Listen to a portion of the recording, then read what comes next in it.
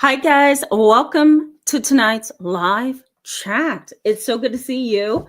I was hoping you weren't going to be like, "Where's Tamara? She's, late again." I was, I was on a call with a coworker discussing an interesting case because it relates to the topic that we're going to have tonight. So, it's good to see you guys. Hope you're doing okay. How's your Friday? Um, I hope it's at a place where you can go shopping, maybe watch TV, be with family. If you have that blessing and luxury, do something that's going to recharge yourself. One of my clients said something to me today um, that I think is important, and I'll share it with you. She says to me, "Well, I know you guys have heard this saying before." She says to me, "How can you?" First she started by asking me, "When's your next vacation?" I said, "Holiday time." And she says to me, "You know what?" Because she's a older woman. She's like late 60s, early 70s. And she says to me, "You can't pour into the cups of other people if you don't pour into yourself." And I've heard those kind of sayings before, but for some reason it just clicked with me today. And I thought, you know what? She's right. She's right. So hopefully we all get a chance to kind of pour into ourselves this weekend. But let's jump into this conversation. I see you guys chatting away. You're ready to go. So I'm ready to go too. This is an interesting topic. Now, originally, I was going to talk about trauma. I was going to talk about family trauma that repeats throughout generations and kind of, how that can impact you over time. But then I decided, you know what? I'm not going to talk about that tonight. I think I'm going to save that for maybe next weekend. We're going to talk about something just a little more edgy. You guys know how I am. I love the edgy topics that nobody ever talks about. And so this conversation tonight is about greed, selfishness, right? People who are controlling. I think my thumbnail said something about people who bark out orders. It's also about the reality that you may be in a toxic family dynamic, a dysfunctional family dynamic where you don't really care to be connected to them. Neither do you care, to maintain contact. You may not just want to back away. You may want to go away and not look back because the family dynamic is such that you feel like you have no space for your mind, your own freedom of expression, no space for how you feel about things, no space when it comes to belief systems or politics, even religion. Maybe you feel you have no space in terms of psychological space because family can say things that can hurt you and make you feel insecure and make you feel guilty and make you feel unloved, and the list goes on. And so tonight's live chat really is going to highlight the significance of the reality that you don't owe your family anything. You don't owe selfish, sometimes greedy, immature people, primarily family members, anything. Now, do you owe them love and compassion and, your blessing and so forth if you get along, if you love and care about them, if you really respect each other? 100%. I love when families come to see me for therapy and they are very, very dedicated to working on their family dynamic. They don't want to say goodbye. They want to make things work. And it's so beautiful when I see two sisters hug, or a brother and a sister hug each other, or mom and dad come together again. Or it's a beautiful dynamic, right? And it's beautiful because it's healthy and everybody wants to be a part of that. But when it is not a healthy dynamic and everybody's going against you and you're feeling unloved and cast aside and ostracized and maybe even strongly misunderstood, you're dealing with greediness. We're going to break that down tonight. You're dealing with selfishness. You're dealing with entitlement, because we're going to break that down tonight as well. If you're dealing with all of that, I don't blame you for saying, you know what? I'm okay. I'm good. I don't want a family. I don't want a relationship. I don't want to get to know you. I'm going to leave you back there where you belong because you're not helping me get ahead. And so we're gonna jump into that. Okay. Let's start with some definitions, guys, because I know you love the language, right? It gives meaning to your experience. So let me just say, entitled people My God, they're so complicated. I deal with them all the time. I deal with them in the office. I deal with them when I'm doing shops. I deal with them even when I'm teaching, when I'm in classrooms and I'm teaching. Sometimes students, if I'm teaching a classroom of students, sometimes they will demand my attention before class. When, okay, I think it's great to ask me questions beforehand, and it's wonderful to catch me as I'm coming into the classroom and you have a question about last night's assignment. But it is not okay when you come into the classroom, you clearly see there's about 12 or 14 people waiting to be spoken to and to learn something. And now you're demanding my attention. You're talking almost close to the class time. You're sitting like you deserve answers. And there's this sense of entitlement. There's this sense of I deserve. There's this sense of I need more than all of them, right? Another example of entitlement could be, you're in your family, you're trying to love them and embrace them and make them a part of your everyday life, but they text you 24/7. 9 to 10 times a day, right?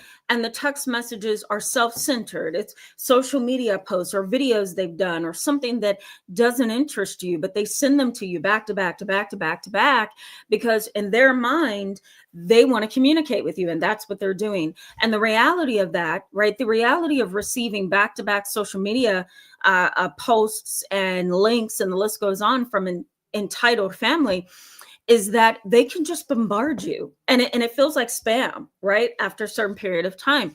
When you have these kind of individuals who are entitled and they feel that it's okay to demand, they feel that you owe them something, they often experience what psychology highlights as chronic disappointment.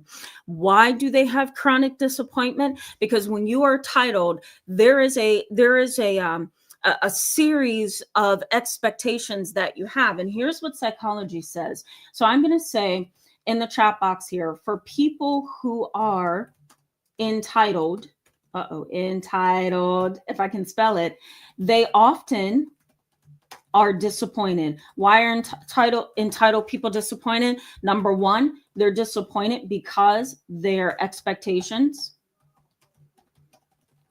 are way too high. Way too high. It's unrealistic. Unrealistic. I'm going to text you 24/7, around the clock, right? Morning, mid-morning, afternoon, late afternoon, early evening, late evening, past 12 a.m., past 3 a.m., right? I'm just going to text you around the clock, right? What's an entitled person's expectation that you're going to respond without considering you have a job, you have to sleep, you have to eat. Maybe you took a nap because you're extra tired today. Maybe you're sick and trying to recover, right?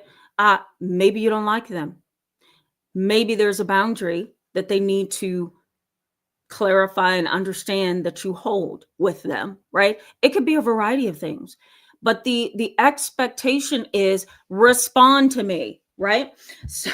So their expectations are way too high. Now, psychology also says that these kind of individuals, entitled, selfish individuals, we're going to talk about greed in a minute here, but entitled, selfish individuals, they're chronically disappointed, not only because their expectations are way too high, but number two, hold on, guys, let me clear this up because this is going to look confusing. Okay, number two is they have this internal desire for special treatment. So they have an internal desire for special treatment. What special treatment? I ask for something, you're going to give it to me all the time. I have a request, you're going to meet my request every single time. I say that I want you to do A, B, and C, you're going to do A, B, and C every single time. I know there's about 20 people in this restaurant line, and they have been waiting here much longer than me to get their restaurant table, but I'm going to demand that I get seated. Why? Because I'm a huge CEO of a corporation. Let me turn my heat off, guys. I'm roasting. Hold on. Okay. I'm gonna melt, and then we won't have a live chat. right? So they feel that they deserve special treatment. Okay, so psychology says that's number 2. Number 3, they ignore the power differential. So they ignore the, I'm going to just say power imbalance for you. So power imbalance, here's what that means. It means I totally disrespect you. I don't want to follow your rules, or I forget to follow your personal rules, or I totally disrespect your space, or I totally don't care about your boundaries because I want what I want and I'm entitled. And that means that entitled people get what they want. Number 4, this is the last one. And number 4, psychology says that entitled people often are high conflict. High conflict. So there you have it. Entitled people, their expectations are way too high. They have this internal desire for special treatment. They ignore the power imbalance, or they ignore the boundaries of the relationship. Okay. And number 4 is their high conflict. There you have it. Entitlement. They often tend to be high conflict. Now, you may be wondering, why are they high conflict? Because they know if they scream, if they yell, if they stomp, if they whine, if they fuss, if they contact Uncle BB and Aunt Susu, that's going to get some explosion going, and they're going to get a chance to tell you off and tell you where you're wrong and try to minimize your establishment of boundaries as much as they can so that they can get what it is that they want ultimately. And what's interesting about entitled people who tend to be high conflict or angry or hostile is once they get that volcanic, situation that they want, right? They want it to explode, because then they will have some people or somebody to back them up when they begin to show their anger and hostility towards you. An example of this could be, let's say your mom is very narcissistic, very much rude and considerate. She feels like she has a right to do what she wants to do. She doesn't like your spouse and she doesn't really care for you. And you can kind of feel that, but you're going to let it slide because you want your kid to have a relationship with your mom, right? You want your kid to have a relationship with grandma. Grandma comes to your home, but she does it inappropriately. She gets up at 4 a.m. That's her morning time where she gets up, she does her morning routine. By 5:30 or 6 o'clock, she's headed towards your house. Now, she knows good and well that you're not going to be up at 6:15 or 6:30 because you work during the night, your husband works during the afternoon, and the kids are homeschooled. Okay, so this is an example. So she knows that if she comes over to your house at 6:15, 6:30 in the morning, that more than likely you're probably going to be asleep or resting or slowly getting up, right? She doesn't care. What does she do? She packs breakfast, puts it in her car. It's very nice of her. It seems very nice, right? Seems innocent, seems loving. But she comes to your house at 6:15, gets out of the car, has 2 baskets full of breakfast for everyone, knocks on your door, wakes you out of bed. You don't feel like you look presentable. Your husband may feel like he's not ready to have company. Your kids are just slowly getting up, right? You turn all the lights on, you check the cameras, you see it's your mom. Right? You see it's your mom. You open the door. Mom, what are you doing here this early? I thought I would just bring breakfast and get the day started with you. Right? And you may say something like, we're resting still. Could you have called me before you came, Mom? I don't mind you coming, but this was really early, right? And so there you guys go in a back and forth. But an entitled mom would do this. She would say, oh, so you don't want me to come over and visit? That's not what I'm saying, Mom. Well, it seems that way because I did this for you and I thought you were going to be grateful. Mom, I am grateful, but not 6:15 in the morning, right? And your mom puts down the 2 baskets with the breakfast, turns away from you in anger, walks down the steps, drives off, and she doesn't talk to you for 3 weeks, right? So that's entitlement. That's an example of entitlement. The relationship is always functioning on the conditions of the other person. Should I put that in the chat box? Oh my goodness. Excuse me. Here we go. My button wasn't working here.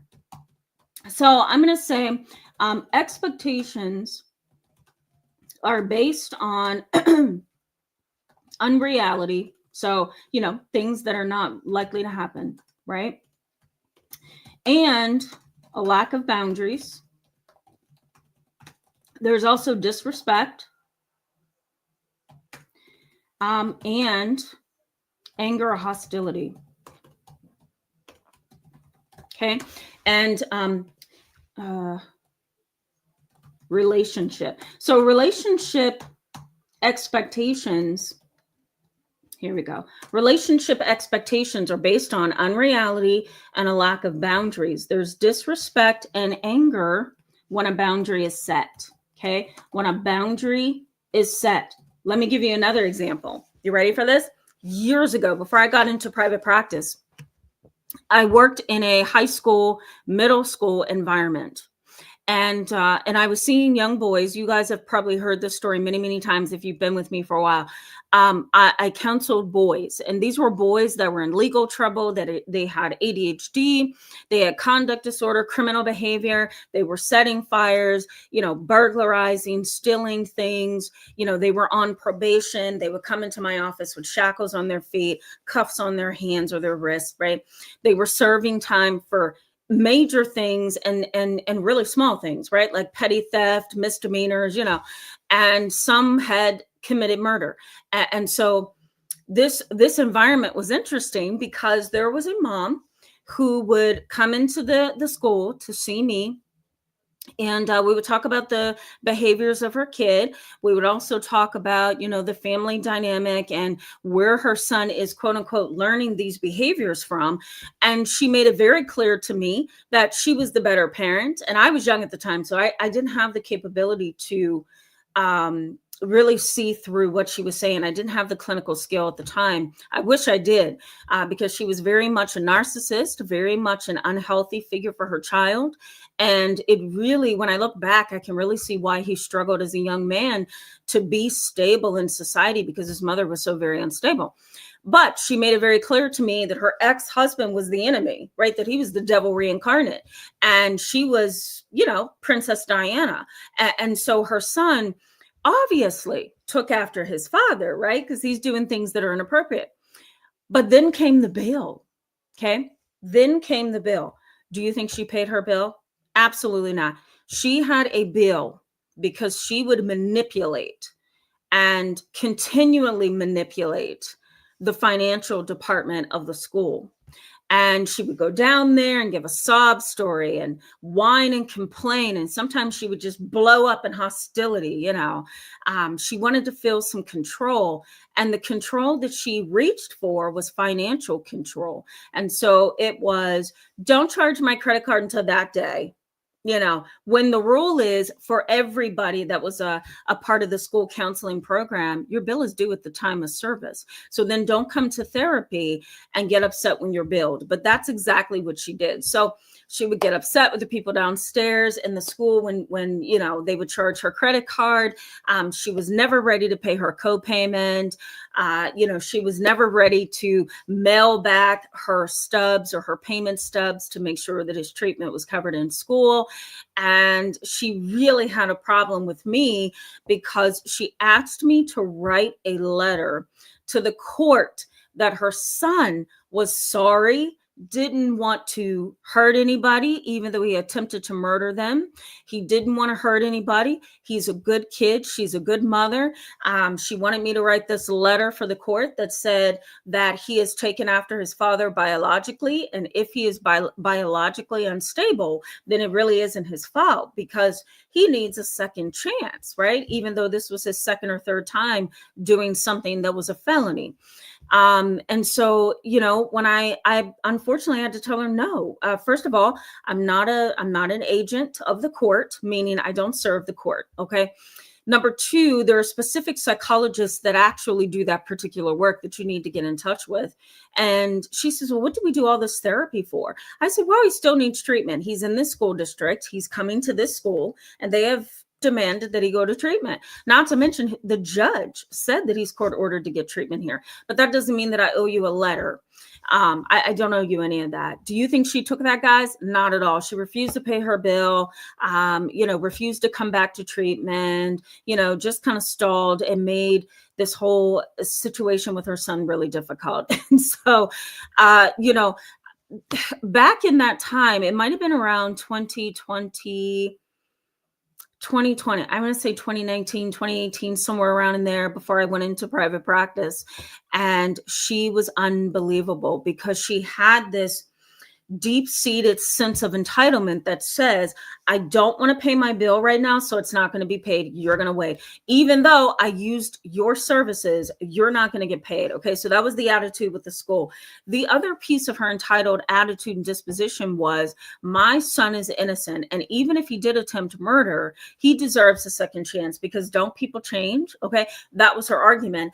And then the third issue with her was asking for a letter from me to be written to a judge that didn't care about letters, number one, and number two, didn't want a letter from a therapist that is there to get to the bottom of what's wrong with him. He was only going to hear an agent of the court. But for this mom, she was entitled to special treatment. She was entitled to get a letter. She was entitled to get what it is that she asked for. She was entitled to not have to pay her bill. She was entitled to, come into my office every week in the school, have sessions with her son, and then leave and call me at late hours of the night, which I never responded to, but would call me late hours of the night asking for tips and tools on how to deal with her son in the morning because he refused to get up for school. So she was very, very overwhelming of a kind of a person, because she had this psychological entitlement. What is psychological entitlement, guys? It's a consistent pattern of behavior. It's a strong belief that you deserve more. Okay, so psychological entitlement, okay, it is a strong and consistent pattern of believing that you deserve more. That's what psychological entitlement is. That the person that you are dealing with, family member, person you're in a relationship with, whatever the case may be, they have this psychological sense that they are entitled. It's a consistent pattern, meaning you can't break that pattern. It's a consistent pattern of behavior. In fact, psychological entitlement is a personality trait. Okay, but you ready for this, guys? Not narcissism. What? You're probably thinking, did she just say not narcissism? Yes. You want to know why? So research on the psychology of psychological entitlement suggests this, that a person with a narcissistic personality, they have a sense of entitlement 100%. And whether that is covert or overt, covert meaning hidden, overt means, meaning seen, whether it was a covert or overt narcissist really doesn't matter. But here's the key difference. You've got a psychologically entitled person. You've got a narcissistic person who is also entitled. What's the difference between those two things? The number one difference based on research, okay, is with a narcissist, there's a loss of social connection. There's a loss of social connection. There's a breaking up of relationships. There's a loss of social connection. A psychologically entitled person, as rude as they can be, as self-centered as they can be, as greedy as they can be, they don't always have a disruption in relationships. They don't. Why? Because they have the capacity and the capability to hide their entitlement. So I'm going to put that in here. So a psychologically entitled person has, has the capacity to hide their entitlement. And what else do we say, guys, about this? And they suffer a loss of social connection. Okay, so they suffer a loss of social connection. A narcissist,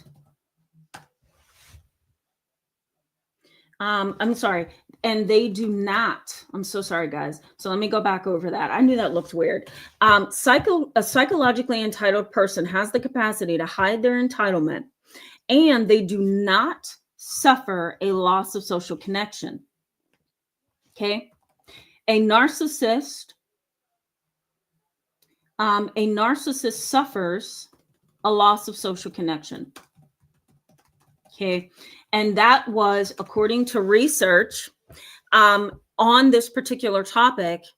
And I did put the research information in the description box. It's always there. So always look under the description. You're going to see all the research and the references and the resources. So you can maybe see them if you're interested. But yeah, one research study studied the differences between entitlement and narcissism. And the end result was that a narcissistic person suffers a major loss to their social relationships. Nobody wants to be around you because you can't necessarily, as a narcissist, help that you are entitled. Because in a narcissistic mentality, entitlement is just an everyday thing for them. You know, they just really want to get everything that they can. They're greedy, they're selfish, they're immature. And when they ask for something, they're going to get it, right? A psychologically entitled person, even though, you know, they are difficult, they don't necessarily suffer a loss of social connection because they can hide very well their psychological entitlement. They can also change. That's another key component of this. They can change. A narcissist may not change. And so you're dealing with an inherent inborn personality trait when you're talking about a entitled narcissist, right? But when you're talking about a psychologically entitled person, they can waver, right? They may grow up and mature and change. You know, they may somehow get really sick or get really old and regress and be like a child and not be entitled. Or they may maintain social connection in their lives, right? Connected to family, connected to friends, even though they can be a real rude, problematic person sometimes, they can still kind of hide that under the surface and have wonderful relationships, right? So, you know, it's a little bit complicated. Now, let me also say that entitlement and selfishness in research is complex. It is complex to study. It is really complex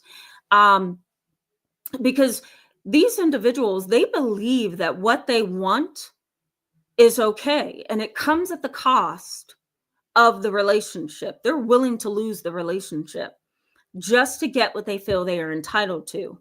And if you're dealing with an authoritarian entitled person, then you're dealing with a Hitler personality. So if we're dealing with an authoritarian entitled personality style, they believe that dominance equals freedom and pleasure. This is what the research says. So if you're dealing with an authoritarian entitled person, you guys know what authoritarian is. It's a person who is like a Hitler. What they say, they mean. What they want you to do, you will do, right? Or wish you had a. There's a sense of control that they think that they have over the environment. I'm going to yell and put fear in you. I'm going to manipulate you, and you better not say anything about it. I'm going to violate your space and boundaries, and you better not say a word to the next person, or I'm going to do A, B, and C to you, right? You better not call me out ever and embarrass me in front of other people. Or I'm going to not pay the car note, not pay the mortgage, force you to get out of the house, right? Force you to do what it is that I want you to do. You know, despite you saying that you want things to go your way, I'm going to bypass that because I want what I want and I'm going to get what I want, right? So there's this kind of Hitler mentality to an authoritarian entitled person. And they truly do believe that dominance is freedom and dominance is pleasure. Why? Because you can bully people into what it is that you want. You can push people into places where you know they don't want to go, but they're too terrified to say anything. But, I'm going to do it anyway because I'm powerful. It's an ugly way, right? These kind of individuals need what I call a value reorganization. So these personalities need a value reorganization. Okay. They need a value reorganization. I told one of my clients that this week, and she's like, "What does that mean? I've never heard of that before." I said, "Well, guess what? Let's just say it's my way of saying that they are very, very what's the word I'm looking for? They're emotionally immature. They don't hold their principles and values very tightly. They are not very ethical and moral. So they'll do whatever it is that they want to get what they want, even at the cost of your safety, your peace of mind, your sanity, the list goes on." And I call that a value reorganization, a need for value reorganization. They need to reorganize their values and ethics, right? And figure out what really counts here. Is it everything that I think I deserve? Or is it your peace of mind? Is it what you need from me, right? Do I need to be selfless, right? Or do I just be selfish and get everything that I want? I will share with you before I go to the chat box that, I had a case a couple of years ago where a mother was the epitome of psychological entitlement, just her whole being. And, she was so desperate for love and affection and marriage and a family, which was part of her own internal trauma that she never really got help for. She was so, what's the word? She was so open to any and everything that she married a guy that she only knew for a month. Can you believe that? A month. I don't know. I don't feel like I know a person well enough. 6 months, 9 months, 12 months. I'm still trying to figure you out. Not her. Not her. Why? Because selfishly and greedily, she wanted this person. And so her son and her stepson had to just accept that mom was going to get married in a month's time of knowing the new boyfriend. And did she get married against my advice, against her parents' wishes, against her son's wishes? He cried one session. The whole hour session was crying for this boy because here he is, 13 and a half years old. Dad died in the military, and all he had was the safety and security that his mom provided. And here she was getting married to some man that she met in a club and had only known for 1 month. And prior to them getting married, this is what triggered me to have to get involved and say, this is wrong. She changed their home address. So she moved without her father and her mother knowing where she moved to. So they didn't have any direction. All they knew is she was moving and she was getting married to somebody she only knew for 4 weeks. I mean, if you break it down that way, it's painful, right? A month is literally 4 weeks. And so, she proposed to him. He didn't propose to her.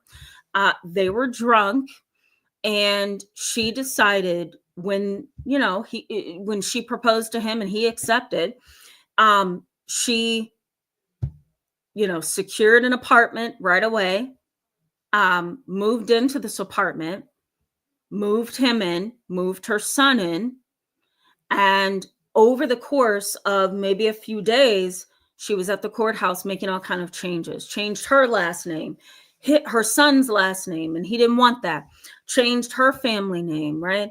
She even changed her first name, which was scary. She changed her first name, then she went and changed her last name to the boyfriend's last name, and then changed her son's last name to the boyfriend's last name. They weren't even married yet.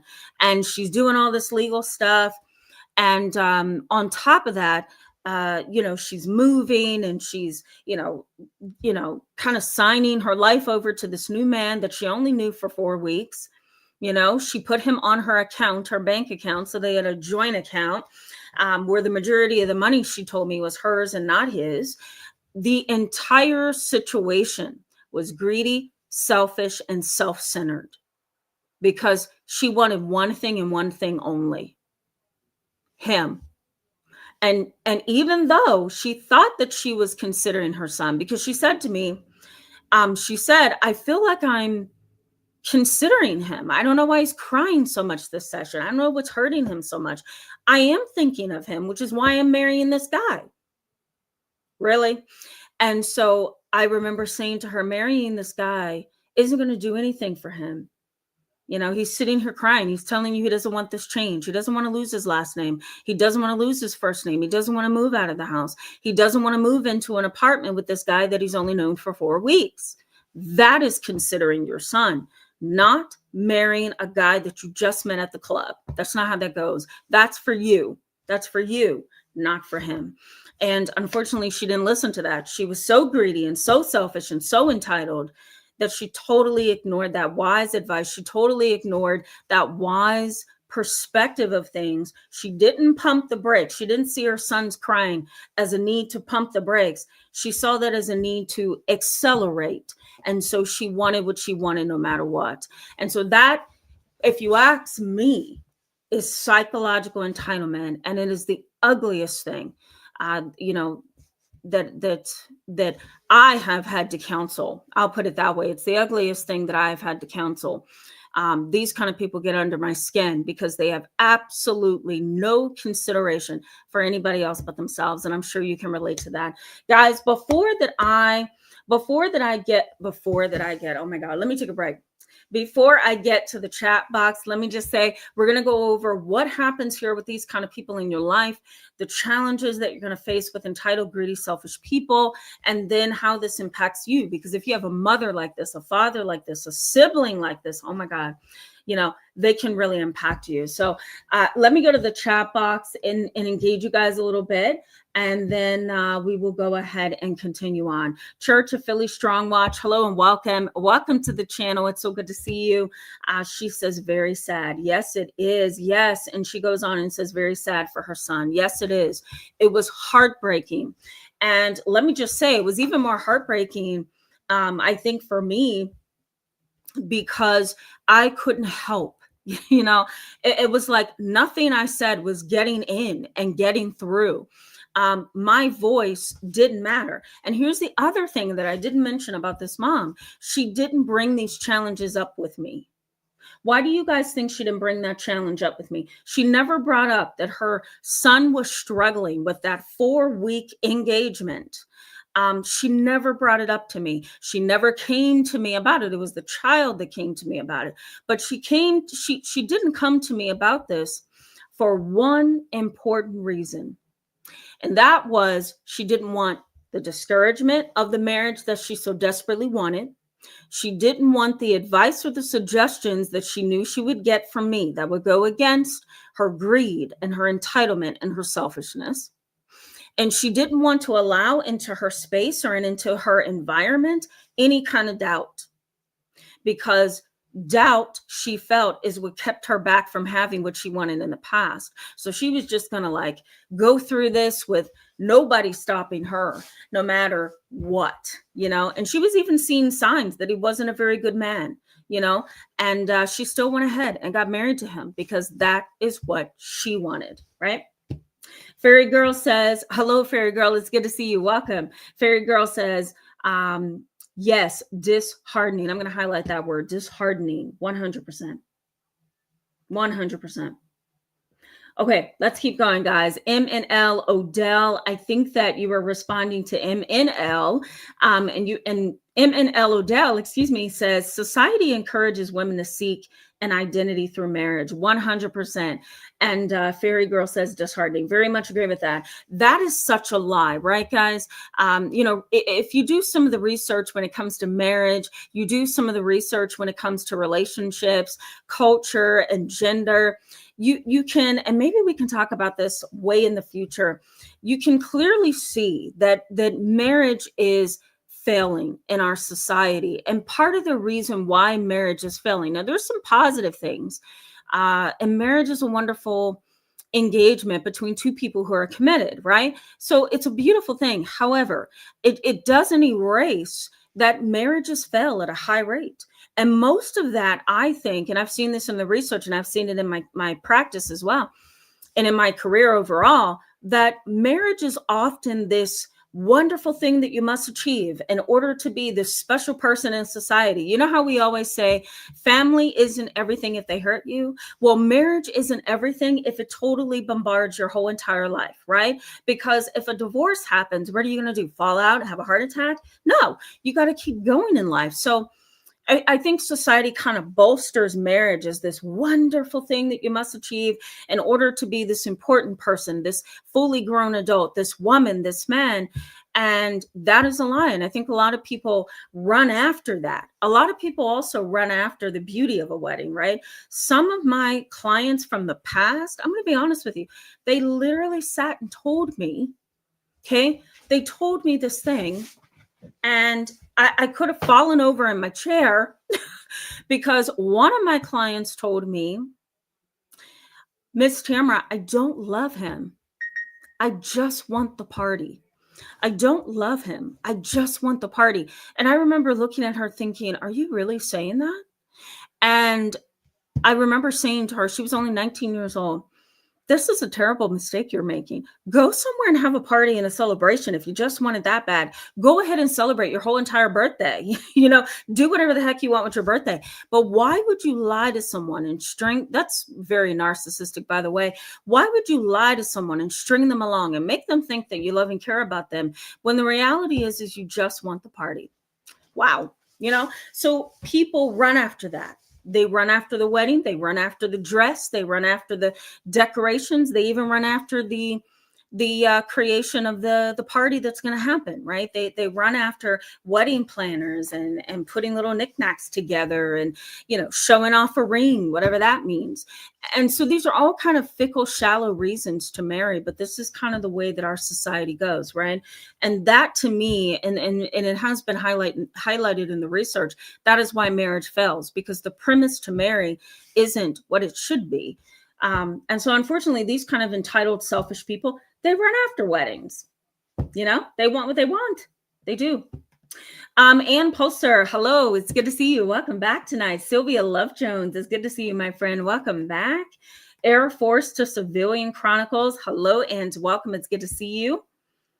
Yeah, thank you so much. She's doing so much better. Thank you. Today she was taking, I don't have the bottle with me. Today she was taking GNC vitamins. They're like, she takes GNC multivitamins. She takes all kind of like cinnamon vitamins, some kind of cinnamon extract. She takes magnesium, calcium, iron sulfate. Like she is just a vitamin buff. Okay. She's just somebody who loves vitamins.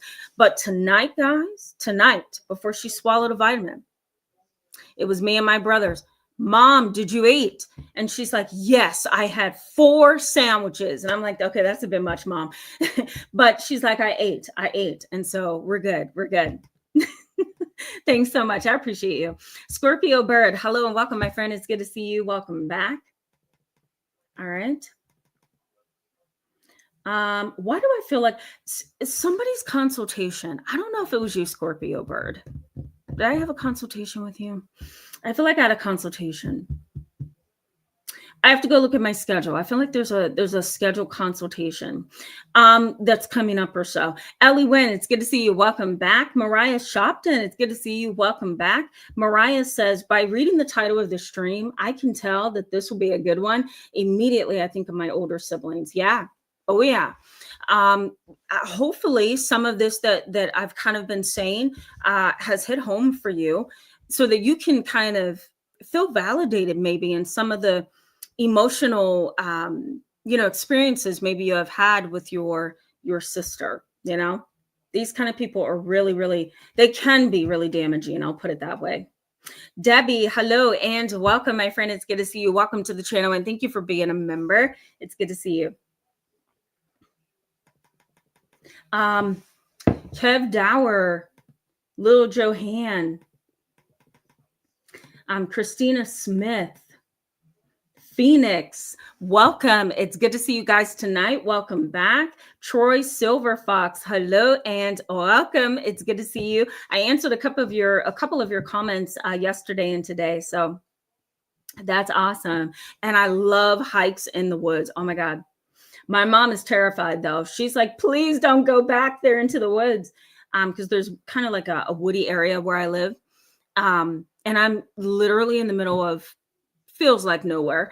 And so I love like putting on my brown boots, going into the woods, walking, feeling the fresh, cool, crisp air, right?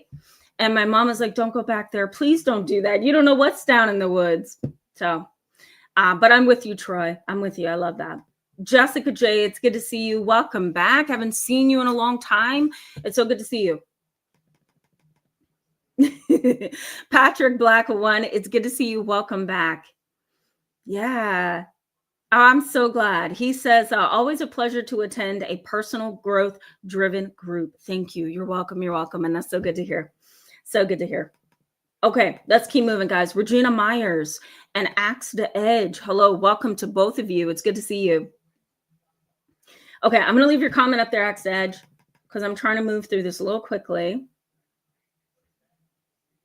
just so that they can see what you're talking about there. Lil Johan says, I'm saving up to go across the country. I don't blame you. I don't blame you. It's a sad reality, right? We want to love our family. We want to hold hands with our family. We want to be there with our family. But there may be personality characteristics that are harmful, dispositions and attitudes that don't align with ours, goals that they have that are in complete opposition to our own goals. And sometimes they don't show us the same love that we show them, right? So then what do? Sometimes you have to go away, walk away, distance yourself, put space so that you can have a healthier life, right? That's the sad, sad part of the puzzle. John Hill, hello and welcome. It's good to see you. Ann Pulsar has a question. She says, why do some people insist that you owe them? You ready for this? Research suggests, and I was going to go over this later, but let's go over it now. Thanks, Ann Pulsar. This is good. A good segue back into the content. Let's just kind of look at this for a second. So research in psychology suggests that parenting style and childhood experience is what causes a person to believe that they are either entitled or not entitled. So if you raise, for example, a healthy, modest, humble, loving, grateful child, it's going to show when they get older, most likely, because what they have learned in their childhood experience through your parenting is that everything that I get is afforded because mom and dad go to work. Everything that I get is afforded to me because mom and dad make this possible. Grandma and grandpa make this possible. I knew at a very young age that I was blessed to have my mother and my grandmother raising us and taking care of us and being so close to home. Her other grandchildren were 12 hours away in Atlanta, Georgia. But my siblings and I, my brothers and I, we had the luxury and the blessing of having grandma come over every Friday and spend the night, come over every Wednesday. And, we go clothing shopping. We would go clothes shopping every other Wednesday, and I would run to my grandma and say, Gaga, do you like this? And she would say, yeah, that's a beautiful blouse. And I would say, you want it? And she'll say, yeah, put it in the cart. What do you have? And I show her my clothes, and she would say, put that in the cart. We're going to get that too. We had a very close bond, she and I, and so did she and my mom later in their years together, And so I knew at a very young age, this is not a typical situation. This is a situation that has been a blessing to me because I was able to see through my mother's parenting and my grandma's involvement that this is not something that I'm just being handed out of the sky. You know what I mean? But if you raise children who are self-centered, entitled, and they have this disposition that you owe them something, that I want the next this, or I want the next that, and you're going to get it from me because I want it, or I'm going to have a tantrum. If you feed that, if you reward bad behavior, if you give life to that tantrum and that disposition, it's going to be an ugly situation. So research highlights my experience growing up as being a healthy experience of being able to look around and say, you know what, this is a blessing. This is not owed to me. This one-on-one time, this thing that I'm being given, it's not owed to me. This trip to the clothing store at my grandmother is not owed to me. It's a blessing. You raise a child like that, then we don't have this entitled behavior. But if you raise a child who is being rewarded for having a tantrum and you go buy them what they want, having a tantrum and you go give them their phone back, they go have a tantrum and you say, you know what, go ahead over your boyfriend's house, or you get tired of raising them and you just say, you know what, do what you want. Here's my credit card, buy whatever you want. Whatever the issue is, it's not affording kids the opportunity to pause and say, this is not owed to me. So parenting, childhood experience, research in psychology says this: shielding children from consequences is also going to encourage entitlement. I'm going to shield you from that misdemeanor, even though you were speeding in a neighborhood. You're 17 years old. You just got your driver's license. I just bought you a car. You're speeding. The police has caught you. And now I'm going to shield you from those consequences. I'm going to beg the police that I don't get, a ticket. I'm going to beg the police that he doesn't take points off your license. I'm going to beg the police to not put you in handcuffs and take you to jail. Why? Because I'm shielding you from those consequences. And so according to research in psychology, that's what shields a child from reality. And it molds them into this entitled character. Getting everything you want, never having to want for anything, getting all your needs met. That's another thing psychology says, this constant getting your needs met, right? And never having to worry about not getting your needs met, that can trigger entitlement, right? Psychology also says personality traits can trigger entitlement.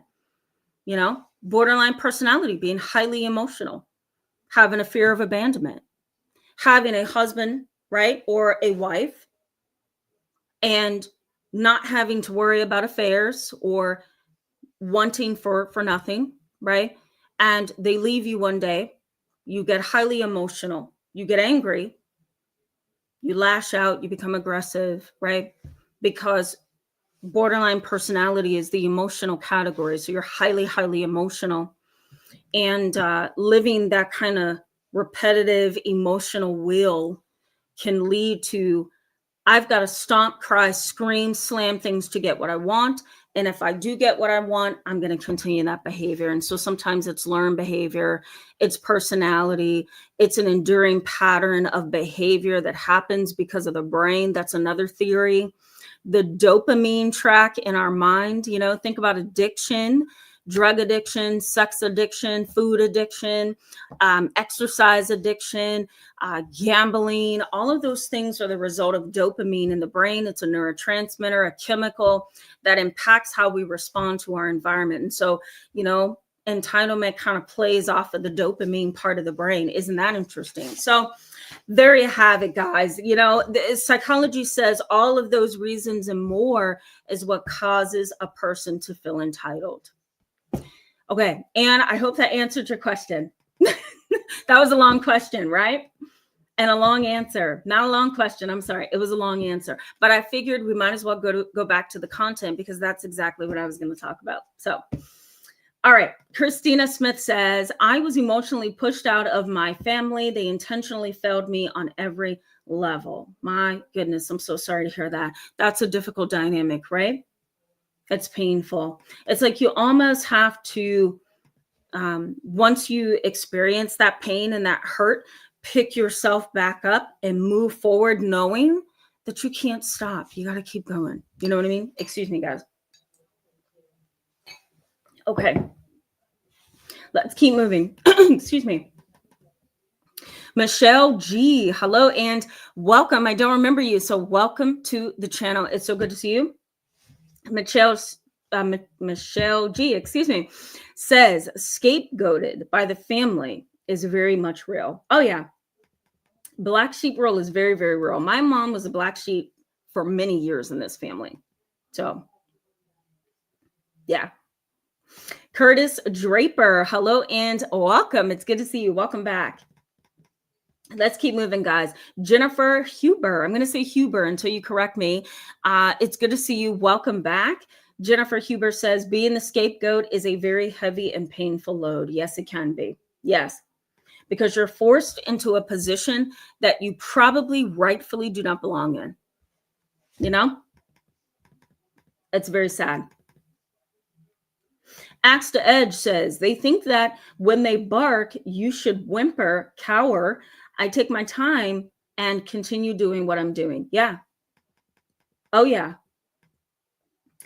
Years ago, when I went to Starbucks, I no longer eat out at all just because of a variety of health conditions and issues, allergies, and the list goes on. But years ago, I would go to Starbucks. I would sit in Starbucks and do some paperwork just to get out of my office, get out of my home, just kind of, get out of that typical daily grind. So I thought, you know what, I'm going to go to my favorite Starbucks. It's usually private. And I'm going to go there and sit. And I remember sitting, doing some paperwork, and I cut my eye up at somebody that was standing in line, and she was extraordinarily rude, and she barked orders, as Axe to Edge and I are saying tonight. She barked at the manager, barked at a customer behind her, she snickered at somebody sitting over in the corner having a conversation because she heard some of the conversation. And she was telling the Starbucks crew, could I have 3 pots of sugar? Can you put it in my drink and not just hand it to me? And the person that was working, the barista, is that how you say that? Was working at the counter, and she says, oh yeah, sure, I don't mind opening them and putting them in there. She says, and while you're at it, could you add a little bit more milk, please? Because I saw you didn't give me a lot of milk. She says, oh, that's how we usually make these kind of drinks. And she goes, I know that, but I'm asking you for an exception today. And the lady says, not a problem, not a problem, not a problem. And she's pouring the milk in there and she's stirring. And I hear her have another gripe and another gripe and another gripe and another gripe. And I just wanted to say so bad, you know what? Here's one of my cards. You really need some therapy. You know what? No, maybe I'll transfer you to somebody else that can help you because you're really getting on my nerves. But I didn't, I don't want to be that way. But I'm literally sitting there thinking, you truly need some therapy because you are rude. You're not owed anything. But to her, she was owed sugar packs being opened and poured into her drink. She wanted extra milk, She wanted a frothy kind of thing going on, at the top of her coffee. She wanted them to shake the coffee and stir it, make sure it was mixed really good. And it's like, are you serious? And so, you're right, Axe to Edge. They bark orders. They think they're entitled to things. They think if I just huff and puff and blow, I can get what I want. And that is the way that I'm going to communicate. And it's a really disgusting place to be, right? You guys probably have family members like this or people who are close to you. And you just want to say, get over yourself, because this is not how life is supposed to run and operate. You're not here and I'm not here. Okay. We're all human. And if I'm being respectful and you're being respectful and you're caring about me and I'm caring about you, doesn't that feel better in life? Isn't that better than I'm here and you're down here, It's a lesson. It's a lesson they have to learn. Tylene, it's good to see you. Welcome back, my friend. AMB, it's good to see you. You said you were coming tonight and you're always true to your word. I love that. It's good to see you. It's good to see you. Dr. Right Life, I'm going to put your comment up here on the screen so people can see it. It's a possibility that that can happen. I agree with that.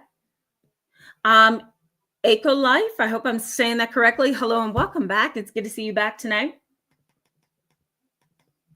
D. Jane, hello and welcome. I don't remember you. So welcome to the channel. It's good to have you tonight. Excuse me, Captain Commenter. Hello, my friend. It's good to see you. Welcome back. I'm going to leave your comment up there. I feel the sarcasm. Miss Janine, it's good to see you. I can't not say hello to you in the chat. It's good to see you. Welcome back. Miss Janine says, my entire family is entitled, and Switch is saying I'm spoiled and entitled. I pretty much just deal with it because they're better than my exes who were both abusers without my respect, or without any respect. Excuse me. I understand. I understand. Sometimes, in family dynamics, you may feel like I can deal with a little bit of this pettiness and entitlement and selfishness and ignorance. I can deal with a little bit of it, but a little bit over time, it starts to chip away at your own confidence, your own peace of mind, your own stability. And then you just want to say, okay, never mind. You know what I mean? Brandy Nuance. Hello. It's good to see you. Welcome back. Thank you for the love. So sweet of you. MS, hello, welcome. It's good to see you. Yeah, totally get it. Yeah, totally get you. Totally get you. Okay, I hope you feel better, MS. Maybe you need to rest. Usually when I'm in a mindset like that or I'm feeling overwhelmed, I just need to rest, So maybe you need that. You're my last comment before we go back to the content. Air Force to Civilian Chronicle says, my family is highly entitled. I had to move away to understand my own priorities. One relative became enraged that I won't sacrifice my life to support her despite her education and independence. Wow. Yeah, that is quite entitled, right? I don't have all the details, but I can agree it's entitled. I don't blame you for moving away. Sometimes you feel like you just have to move, right? All right, guys, what are the challenges with these people? Well, here's what research says, and I've also seen these things clinically in people who tend to have this psychological entitlement as a personality trait. They very much feel superior to everyone. There is no such thing as balance. There's no such thing as equality. There tends to only be this superiority complex, right? So I'm going to bark out orders because I deserve what I'm asking for. I am an exception to the rule. I deserve special treatment, right? Anytime one of my family members, my grandfather on my father's side of the family used to say this interesting wisdom, I'll put it that way. And he would say, sometimes we do need to ask to be the exception to the rule, right? Sometimes we need to ask the bank, for example, do you guys forgive fees? My paycheck hit at a late time because of the holiday and I got hit with an overdraft fee. Is there any way that that could be forgiven? And if you say it like that in a humble way, sometimes they will say, ma'am, let me put you on hold. Okay. And they'll come back and they'll say, we are totally fine giving you a one-time courtesy, and we will go ahead and rebate those fees. And you respond, thank you so much. I really, really appreciate that.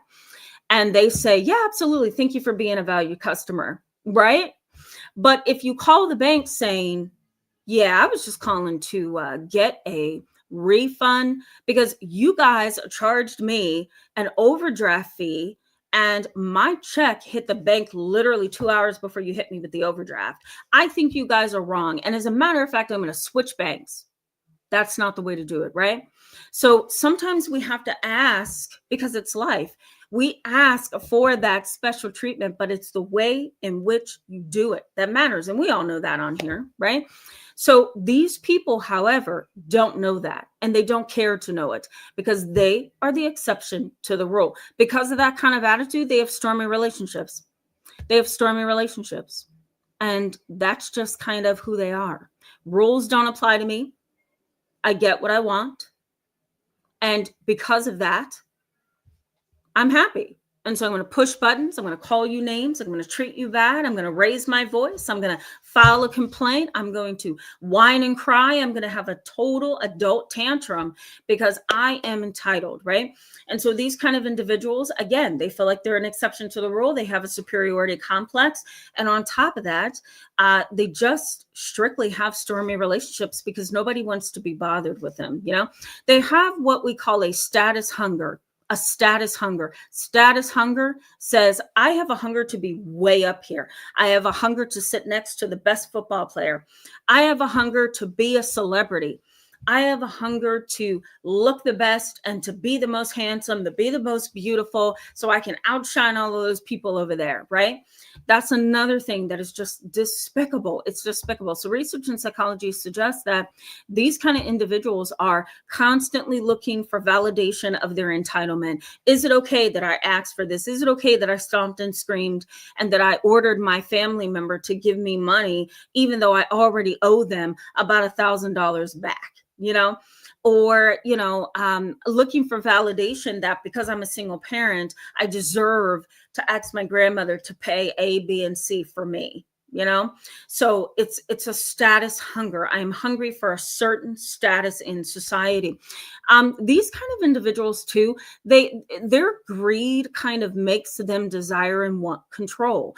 Consider a narcissistic father. Never hugged you, never loved you, never gave you the affection that you needed. He was always kind of like this reserved, kind of rude kind of a father. And his disposition was, I don't have emotional, sensitive conversations. Go to your mother. Come to me when you want something like money or help with math homework, And so if you have a father like this, you most likely know that this kind of a personality is kind of greedy, self-centered, egotistical, all about himself. And he's never going to selflessly give to you.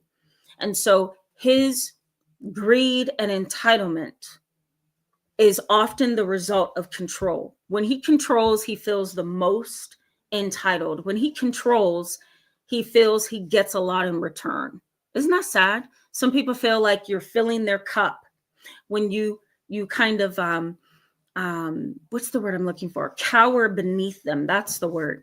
When you seem afraid or intimidated, when you seem shook up, right?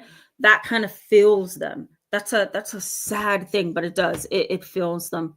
They have what's called benign envy and malicious envy. Some people, and maybe some of you may be saying, how is there envy involved in this? Well, when you're entitled and when you are chronically disappointed, you're going to try your best sometimes to put your best out there. And if people are not interested in this kind of a character, right? And there's somebody over there who's attractive and beautiful, what's going to happen? Or handsome, they're going to get some attention, right? They're going to get some, comments and some privileges even. There's research that suggests the pretty you are, the prettier you are, the more handsome you are, the more success you have. Some people truly believe that that's the case. So benign and malicious envy can often come from that. It can come from that. This sense of, well, that's not me. I'm entitled to get attention. I'm entitled to be attractive. I once had a client like this. Her mom was very narcissistic, and her mom was very self-centered and believed that she should have been the only attractive person in the world. That was kind of her disposition, as sad as it is. They also get stuck in this kind of, I'm going to call it situational entitlement. Some people don't have this as a personality trait. Your toxic family member may not be a psychologically entitled person, but she can be very entitled when she goes to a restaurant, or she can be very entitled when she goes to a doctor and demands answers, right? So we call that, I'm going to put it in the chat box here, we call that situational entitlement. Okay. And it's entitlement in certain situations only. I'm not entitled all the time. I'm entitled in particular situations. Excuse me. Okay. Excuse me, guys. The last thing here is they often get into this reinforcement cycle. They go to a restaurant. They don't get the seat they want. They demand it. They get the seat they want. They leave. They come back. They demand a seat. They get the seat they want. They're happy. They leave. They come back the third time. Their seat is gone. There's a huge family over in the corner. They're having a birthday party. What do you think happens to the entitled person? They go to the manager. Is there any way? How long are they going to be sitting over there? Because that's the spot we usually sit in, my family and I. And the manager may say, oh, they're there until 12 midnight. They're having a party, graduation ceremony, kind of a dinner. And, that entitled, selfish person may say, oh, well, how long have they been here? And that's not her business, right? But she's going to ask why, because she's getting amped up so she can explode and be a volcano and demand. And that's the sad, scary piece of the puzzle. Oftentimes, these kind of individuals, according to research, they have exaggerated expectations. Their expectations are way out here, right? And so some feel that if I ask the right questions, if I intimidate everybody, if I scream and yell and make everybody feel low, they will tell those people they have to leave so that I can sit there with my family. And so we call that exaggerated expectations. They're like way out here. And it's also called a reinforcement cycle. It just so happened that you got a little bit of special treatment, right? So you do it again and you get special treatment. You do it again, you get more special treatment. You do it again, you're blocked, right? Because tonight's the wrong night. You can't have that table over there. And so you just throw a fit and have a tantrum, right? Or the family member that you're dealing with, or somebody you're in a relationship with. Okay. What's the impact of these people on you? And then I'm going to go to the chat box. What's the impact? Number one impact. This is supported and backed by research and psychology on the psychology of greed. The psychology of greed and feeling kind of like your family expects you to give them everything, like you owe them your time, your energy, your money, your material wealth, whatever. And so research that focuses on this area, and I've also seen this as well, says that the impact could be internalized feelings of inadequacy. Internalized feelings of inadequacy. You're just trying to live everyday life, right? You're trying to have peace of mind. You're trying to be successful. You're trying to go forward. Whatever you're trying to do, it is not fair. Excuse me. It is not fair for you to feel indebted to family or to that person who is entitled. You don't owe them anything, right? So feelings of inadequacy can creep in when you put a boundary, when you say no, when you say, I'm not going to do that, when you say, I don't want to do that, right? They can shoot back at you and make you feel selfish, make you feel unloved, ostracize you within the family, minimize your role in the family. You can start to feel very inadequate. And let me also say, and I think it was Lily Lane and I on here, we were both talking. She posted a comment on one of my previous videos and I responded to her, and we were talking about this idea that when you tell a manipulative person, and this is also supported by psychology, when you tell a manipulative person no, what do you think happens? When you tell a manipulative person no, what do you think happens? Here's what happens. They either go away and don't ever come back around you. They totally slam the door on you. Why? Because they realize they can't use you. And when they can't use you, what happens? They can't get what they want. So relationship is off. That's a depressing reality. But that is how you can catch a manipulative person. Tell them no and see what their reaction is. When you tell them no, and they fall out and have a whole tantrum, or they never talk to you again, or they never answer your text message, or they never answer your email, or they blow off whatever appointment, date you had, occasion, scheduled, whatever, they are not going to engage, because the ultimate goal for a manipulative person is to manipulate. And when you say no, they have nothing else to try to manipulate, because now it's become very clear that you're going to say no, that you've caught them in something, that you're putting up a boundary that they don't want up.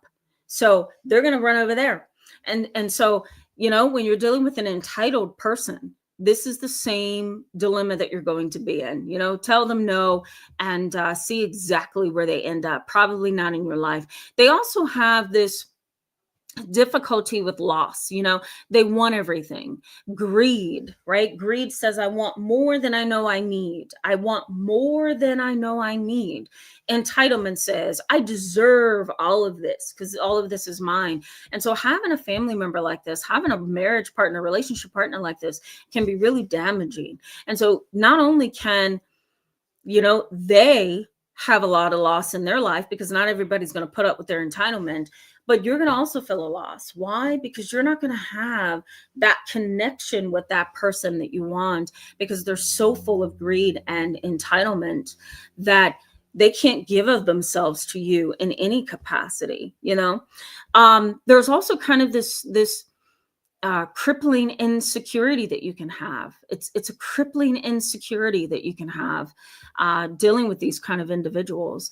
You know, they're not very safe people to be with because, again, you tell them no or you set a boundary or whatever, they get upset and they want to leave you alone. How can you depend on somebody like that? How can you trust somebody like that? You know, you may also find yourself suffering from a distorted reality. A distorted reality. It may be very hard for you to figure out what is and what isn't. Do you love me or not? Do you dislike me or not? Right? You may not know exactly where you are with this person. There's also this element of learned helplessness. Martin Seligman studied learned helplessness. I'm going to put him in the chat box for you. It's Martin Seligman, and he studied learned helplessness. And I think it was rats that he used. Okay. And I'm going to call it the rat study. Okay. Martin Seligman, I think he's positive psychology. I think he studies social psychology or positive psychology. I can't remember. But you know, he used this study to define what exactly learned helplessness is. And so he had a rat. He had a couple rats, but he had one rat that he did this experiment with. The rat was in a cage. Okay. He had a wheel. It might have been a hamster. We're going to call it a hamster. And he was on this hamster wheel, if you will. And he's just going around and around and around, right? When he's done, what do you think he wants to do? He wants to leave. He sees the door open. He wants to leave.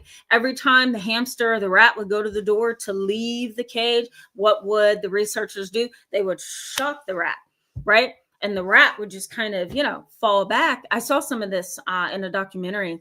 I thought, wow, this is what you guys do to rats. You know, just to try to understand human behavior. Oh my God. Excuse me. But he shocked this rat, excuse me, and or hamster, whichever one. And the hamster kind of sat back like, whoo, what was that? Okay, that was something. I'm not going to pay too much attention to it, right? So he goes back to the door, the exit. What happens? He gets shocked again. Okay, second time, it was kind of like, okay, I realized what just happened to me. Something bad just happened. And I don't know what it was, but I think I need to go check it out again. So he goes back to the door. What do you think happened, guys? Boom, shocked again. So what happens to this animal over time? He learns because two things are paired, right? Escape is paired with shock. And when something is paired, we tend to believe that there's a causal relationship. So the rat goes over to this door again, and before he tries to get out, you know, he's kind of testing the waters, and he gets shocked again. Now he's learned that there is no escape, that there's no benefit to escaping unless I want to get shocked. So I'm just going to go over there and sit, and I'm going to be dejected and offended and angry and sad. And that is where I'm going to stay because I'm tired of getting shocked. And so you can experience that. Learned helplessness, locus of control. That's another theory that Martin Seligman had his hands on, if you will. Locus of control. Excuse me. I'll give you what these are. So locus of control. Okay. Locus of control.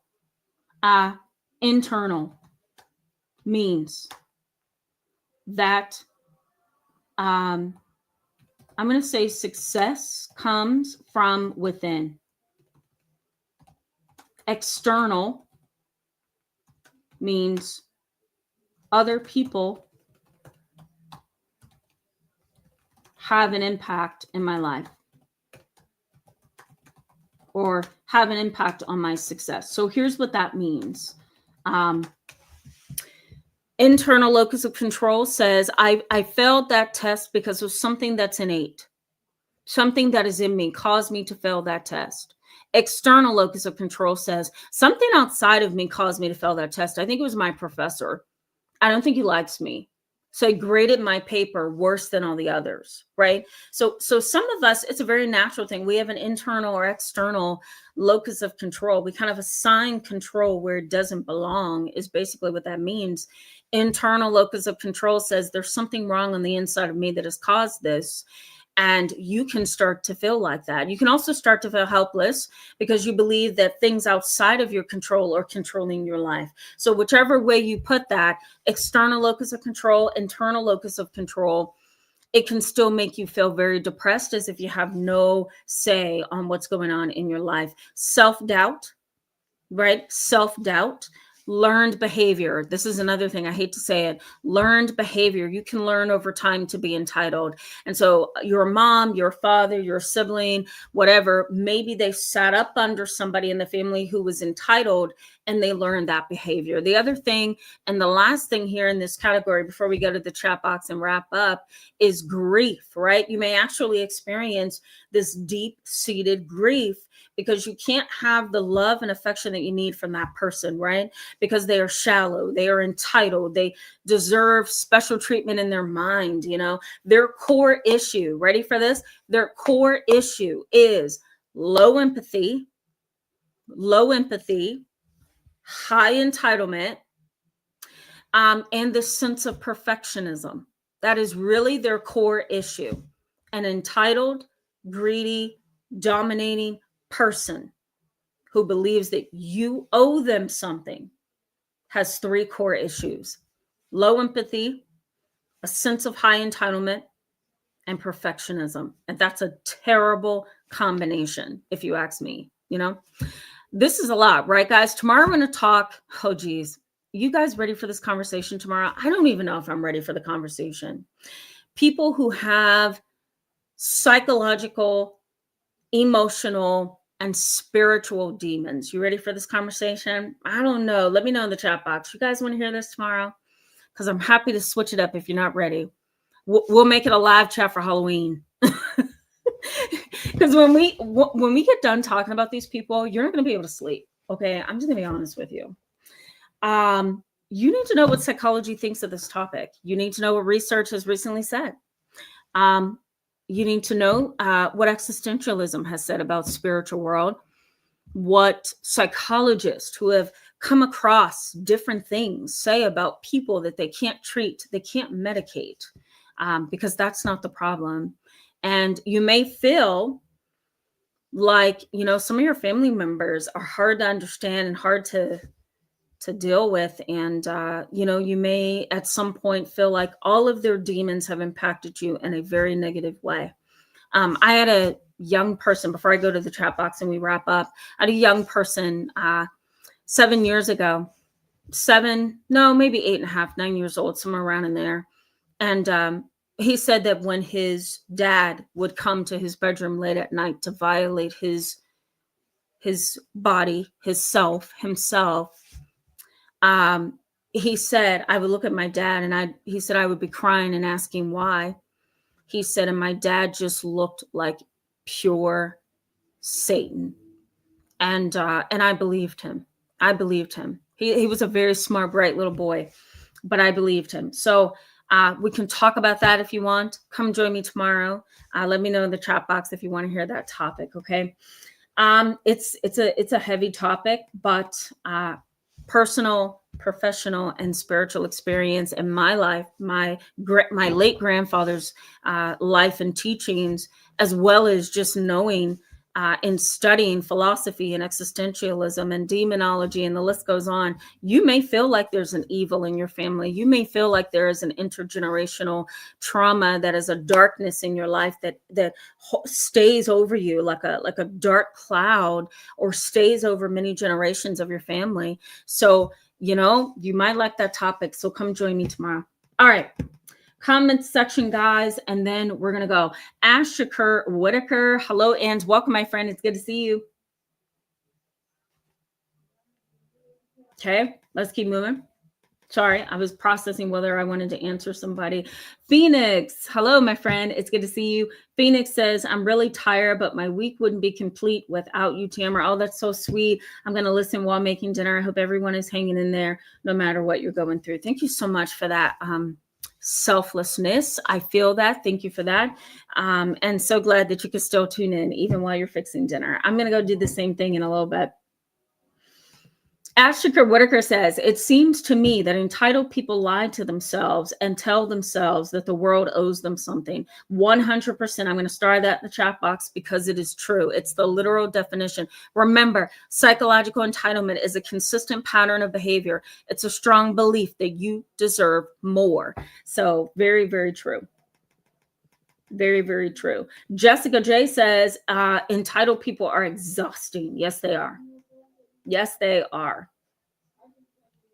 Troy Silver Fox says, whoa, that's a twister for me. Troy Silver Fox, he says, so glad I'm self-employed and can do as I please to special need customers. Right? I know. Yeah, my private practice, I love every last one of my families. I'm going to be honest. But it wasn't like that always. When I first started over maybe 7 or 8 years ago in private practice, being on my own, I didn't have, I've always liked the clients that I've had, but then you get that handful of clients that are like, I want a session at this time of day. You're going to get me into your schedule because I need treatment. And while you're at it, I need a work excuse. As a matter of fact, I need 2 of those. And I also need a student, and you're like, oh my God, you know what I mean?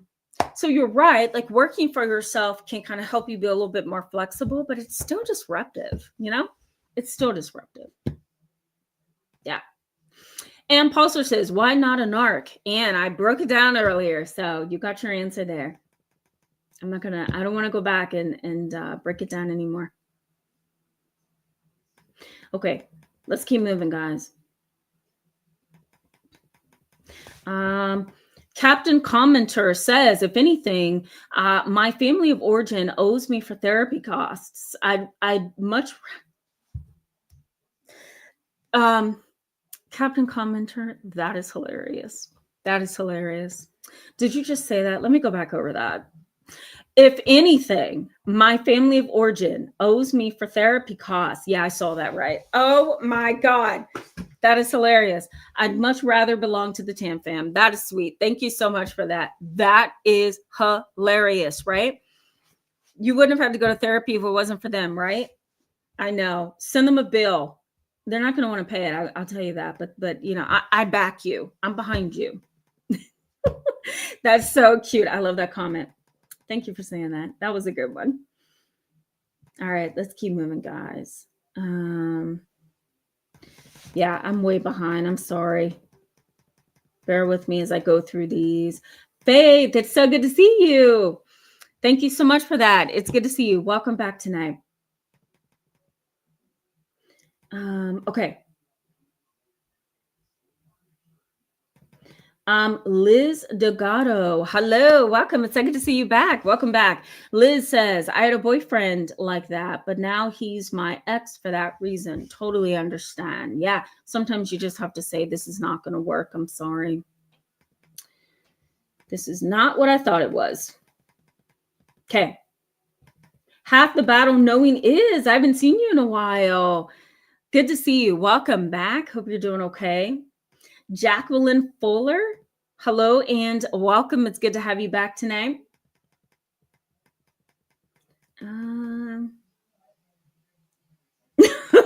Jacqueline, she is hung up on she proposed. She proposed. Yes, she did.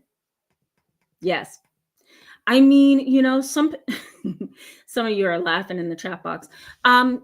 This mother to my client, his poor mom was just desperate, and her desperation for covering her trauma and wanting to be loved and wanting to be married and wanting to meet society's expectations, it all led her down a foolish path.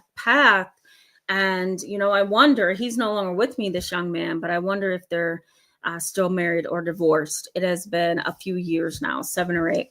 So who knows? Yeah, absolutely.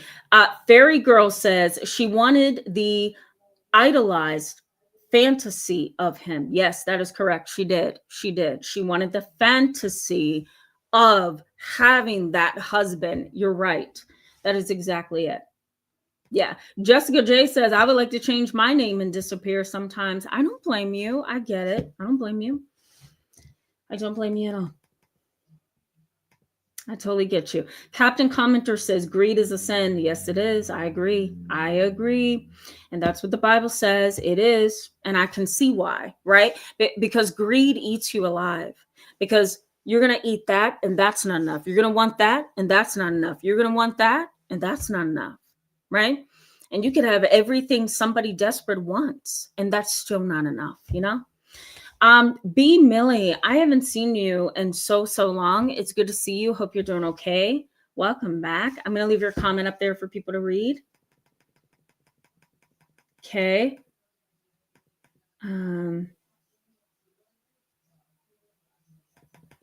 Bear with me. Somebody said their whole family is like this. Oh, geez. Okay. Bear with me. Man, some of you guys are cute and funny. Okay. Laura Fed, hello. It's good to see you. Welcome back. Okay. Hold on. As I go through here, anime girl 16091. Hello, it's good to see you. Welcome back tonight. Hope you're doing okay. Mariah says this personality trait might be very common as many women and youth are raised to be entitled to such a point, wanting to marry a rich man at all costs, etc. Yeah, that's true too. Very much so. Very much so. Good point. Kim, it's good to see you. Welcome tonight. Kim says, I feel like the court set me up to fail with the arrangements they made between my parents when they divorced. Yeah, I'm not, you may be coming off of the heels of something else, and I'm sorry if I'm missing the point here. I will kind of pull from this and say that there are some issues that does arise during divorce. So when you have families separating, I have a family like that now. Excuse me. This family is separating, and the daughter, who is 17 years old, she feels entitled in a sense that she wants her dad to get the house, the car, you know, the finances, the majority of the finances, and her mom goes into a little apartment somewhere and takes an Uber, you know. So there's sometimes entitlement within the family dynamic. Those are the cases that tire me out. I literally need a nap before I go to the next client, you know, which I never have. But those cases are so tiring. Danita Miner, hello, it's good to see you. Welcome back. Yeah. Oh, I'm gonna say that. Okay. Did you just say Disney indoctrination? I'm gonna highlight that in the chat box. There's no other better term that I've heard tonight than this one. Disney indoctrination. Yeah. Snow White, Cinderella, The Little Mermaid, right? Aladdin. Oh yeah. That was a good one. I like that. Thank you for saying that. Classic 66B, hello and welcome. It's good to see you. And welcome to the channel. Classic 66B says, one big problem is people mess up their lives. In turn, they want you to give them yours. Ooh, that's a good one. Yeah, we'd have to like chew on that one for a little bit. Fairy Girl says, not wrong. Yep, I agree with that. I agree with that. Nancy R., thank you so much. Thank you for that. It's always good to see you in the chat box. You're always so sweet and welcoming. Thank you so much. I appreciate that. I have to share with you guys, for those of you who are not members on the channel, I posted a, what is it called? A short, just to share with you a typical workday. But I went to the office and one day, and YouTube had sent me this awesome clapper board. Oh my God, I made a joke out of it. So here's what it came in. Okay, it's called the Partner Perks Program. And this was so cool because in this box, what my brother was like, you should tape it up and put it behind you, you know, so that's where it is. But in that box, there was a clapper board, okay? And YouTube basically said, your channel is wonderful. You are having such awesome community engagement. We're going to give you this clacker board as a token of our appreciation for your channel and all the people that you are educating, and for you guys in the chat box. So it's at my office. I put it in my office because the kids that see me for therapy, they're so excited to see it. They love it so much. But I'm not going to be using that in any of my YouTube videos because we're so serious in the topics that we discuss. Hitting a clacker board, like take two is not going to work for the serious topics that we do have, but it's a wonderful token. So maybe I'll post a picture of it so you can see what it looked like. It was kind of funny. I came in from a long day and I was tired. I just drove like almost 45 minutes to an hour, and I get to the office and I see this like box. This is YouTube at the door, and it's a clacker board. Yeah. It was kind of funny, to be honest. Okay, let's keep moving. Siobhan, I think I'm saying that correctly. It's good to see you. Welcome back. I haven't seen you in a while, so it's good to see you. It's good to see you. Wait, let me keep moving. Wait, there we go. Axe to Edge says, sorry at your impersonation of your worried mom. Yeah, don't go back there, Tammy. Shaking my head, Tammy. Well, I keep my family laughing, okay? Yeah, it's my, the impersonations work sometimes, just saying. Yes, Sylvia Love Jones. It was a sweet memory. Yes, I miss her a lot. We haven't, she passed away in 2020 unexpectedly. She was so healthy, and she got sick, went to the hospital, got sick again, went to the hospital. COVID hit us. We couldn't go to the hospital with her. Thank God that I worked with the hospital so I could at least get in and see her and let my brother in and my mom. But we lost her so quickly and so unexpectedly. So that's kind of like a memory, Sylvia, I Love Jones, that I hold on to. It is. Okay. Used to thank God for my grandmas, all 5 of them, right? That's a blessing to have all 5 of them. Lakeisha Thompson, or Thomas, excuse me. Hello and welcome. It's good to see you. I hope I said that correctly. Lakeisha. Yeah, Lakeisha Thomas. Welcome to the channel. I'm glad to have you. It's good to see you. She says, I went no contact 2 to 5 years ago. The scars that certain family members left me still run deep. I think I'd almost faint if I got in touch with these certain me. Okay, I'm going to end it at, I think I'd almost faint if I got in touch with, should I say them? Okay, I'm going to take it to mean that. I'm sure. I mean, family members can cause deeper scars than anybody else because we, number one, have high expectations for family, don't we? Family is everything. Family is there for you no matter what. Family is loving, right? So our expectations of family is high. And then on top of high expectations, we also hope and pray that our family loves us and respects us, right? So those 2 things can cause a scar that they create to be really deep, right? Guys, let's pause here. Let's pause because I am going to totally continue to read these comments. I lied. Let me do one more person. JC for life. Hello, my friend. Welcome. You seem excited to be here. So I'm glad to have you. Welcome to the channel. I hope you come back and see me tomorrow. Tomorrow's conversation is going to be one heck of a conversation. Rebecca Lynn, let me welcome Rebecca Lynn, guys, and you're going to be my last comment. It's good to see you. Welcome.